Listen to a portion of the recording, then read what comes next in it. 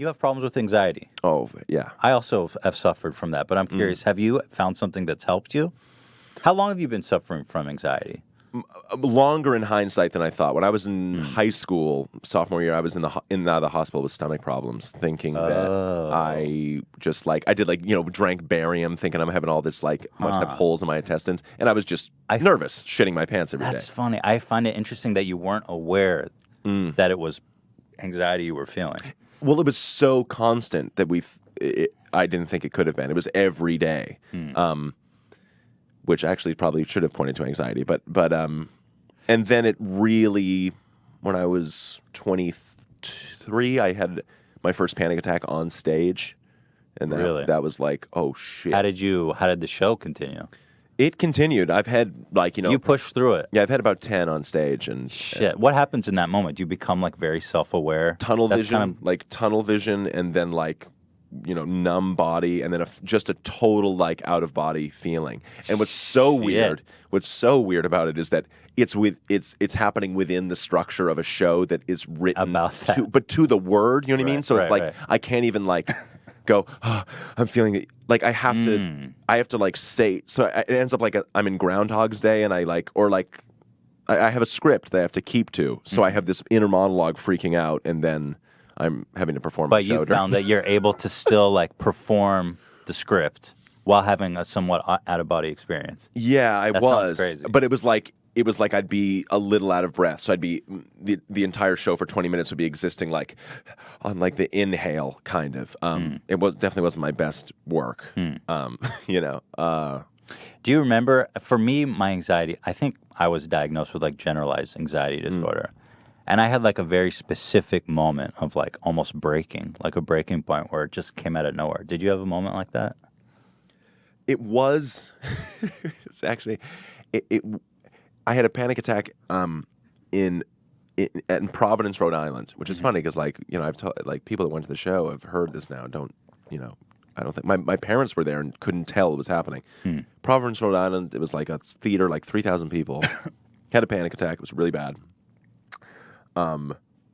Then went to New York, had 3 shows, had a panic attack in the middle show.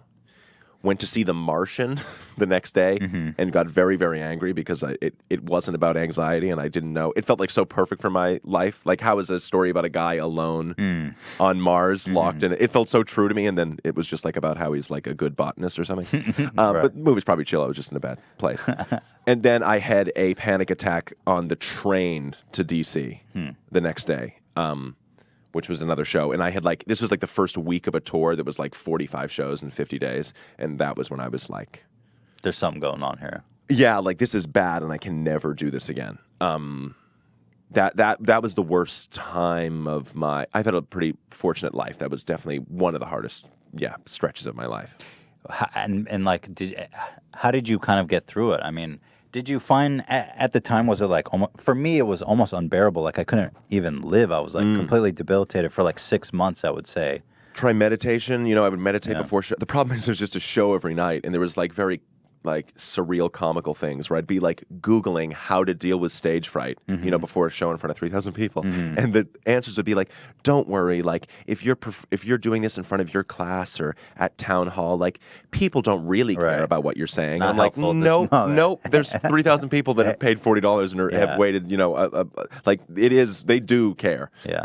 It really helped me to find out that Barbra Streisand struggles with it. Barbra Streisand. And Adele. It actually really helped too. Well, it's such a weird thing. How you almost have to be more of a fucking psycho to not experience anxiety. Yeah, exactly. It's like being the president. I don't know how you. Well, I've long held that you have to be an actual sociopath to even want to be president. Yeah. So those guys don't feel anxiety. They just feel cold-blooded. Yeah, we got a good one right now, but they're usually pretty bad. Yeah, I get the feeling he's not having much self-aware moments right now. Yeah, no. Yeah. Now my body's on fire. Meditation. What did you do? Dude, the thing is I'm a somewhat sensitive guy. Oh yeah. But for some reason I never talked to anyone about it. I don't. Yeah, me too. I thought I didn't say that the was word. my biggest mistake, and that's what fucked me up for so long. And looking back in hindsight, I was like, why didn't I why was I so private about it? Because I thought I was actually having like a psychotic like break. Yes. I thought almost for sure that I was schizophrenic. And I was so crushed by that fact, and I felt like I would crush my parents by telling them that. And I felt just like I couldn't talk about it at all, and I held on to it just hoping it would go away, but it never did. For me, I don't know if you felt this, like my worry was if I say it, it's real. Yeah. You know what I mean? Like if I admit that I'm going through this, Very much. it's I've spoken it and now I'll never stop thinking about it. And it is, for anyone worried about this, it is the exact opposite. It's like speaking it is the salvation. So of the that's thing. what helped me is when I finally talked to them about it. Because it's like stand-up. It's just you in your head talking to yourself. And it makes everything so much worse. Because when you talk to somebody about it, first of all, it's really a very literal getting it out. But then people can talk to and be like, look, you're not schizophrenic. You're not dying. It's just anxiety. Like the things that I hoped for myself but wouldn't believe, people were confirming for me. That was the beginning of healing. But I think the thing that really changed for me was having a significant other in my wife. Right. Someone that really like I felt comfortable talking about it and being myself and knowing that. Because a lot of the anxiety that I had was very much like social in a lot of ways. Yeah, you know? right. Yeah, of course. So a lot of that was alleviated when you find someone that like you think doesn't care. Yeah, and you're alone in it together or whatever. Exactly. And then you can hate the world. Army of two or something. Yeah, as, yeah. Kurt Vonnegut said. Yeah, that's beautiful. Yeah, I never took medicine though, but frankly, I wish I did. Either. Yeah, I think it would have helped a lot. I almost took beta blockers for performance when I felt like I was gonna. Beta blockers. We've talked about that here. I don't know what the fuck beta blockers are. I don't know anything, and it sounds like it's like a '90s board game or something. Yeah, so beta I don't blockers. really feel like doing it. But yeah, man, it's like the sort of my thing was like, and I'm being like truly honest with myself. It's like the two sides of the same coin that like by speaking it out loud and seeing that other people were going through it, and that it wasn't unique to my experience of being, because I just thought like, oh, this is happening to me because I'm living an insane life in a very specific circumstance, you know. Mm-hmm. When I spoke it, I realized like it was the thing I was most terrified of, and the thing that actually saved me, which is like I'm not unique and I'm not alone. You know, I think I was maybe deep down wanting it to be singular. Because, you know, I want to have a very singular experience. And no, when I'm going through, you can understand. Right, and I think that sort of mindset is common to anxious people. An idea of it is so I sort of describe it like having anxiety feels like I'm riding a bull. Like my bull is my nervous system, and I just have to hold on to it. And then like being in the world feels like everyone else is an equestrian. You know what I mean? Just like perfectly in sync with their own nervous system. And it just isn't true. Totally. There's so many silent battles of it. And absolutely. For some, and it's so weird. Like when I saw a little bit of my special that I hadn't seen, you know, in Make Happy, the last one, in 2 years. And I saw it, and I would not believe that person was nervous.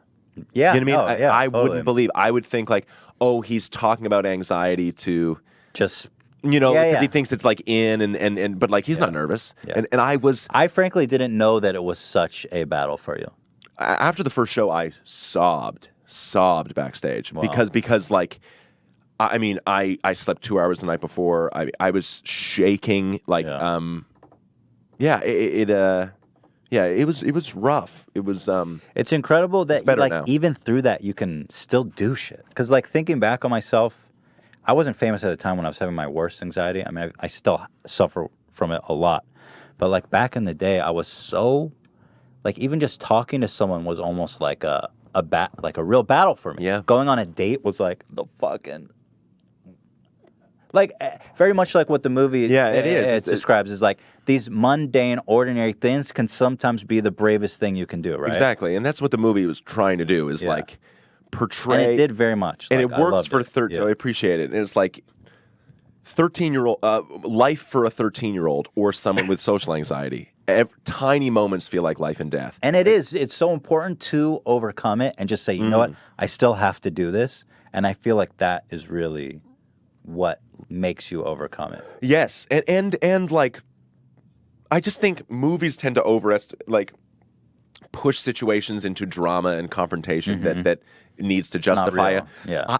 I think people are so fucking non-confrontational in real life. Sure. So non-confrontational. Oh, yeah. Like, have you ever just raised your voice at a guy in the grocery store line, and then your heart is pounding for 40 minutes afterwards? Yeah. You ever see an thinking about argument it in all public? day. You're like, Yeah. holy shit. You know what I mean? Yeah. I just think life is the drama of our lives literally plays out very small, but subjectively and personally, it's very, very big. So the movie was just trying to be like, can we show those tiny, tiny moments? Dude, so successfully.